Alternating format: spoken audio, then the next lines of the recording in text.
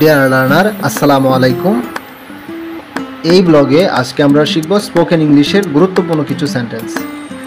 ঘুম থেকে উঠো, গেট আপ ফ্রম বেড, দাঁত ব্রাশ করো, ব্রাশ ইউর টিথ, গোসল করো, টেক ইউর বাথিং, নাস্তা করো, টেক ইউর ব্রেকফাস্ট, স্কুলের জন্য তৈরি হও, বি রেডি ফর স্কুল, কারোর সাথে ঝগড়া করো না, don't quarrel with anyone, school শেষে দেরি করো না, ডোন্ট লেট আফটার স্কুল, কিছুক্ষণ বিশ্রাম নাও, টেক রেস্ট সামটাইম, চাইলে একটু ঘুমিয়ে নিতে পারো, you can take a nap.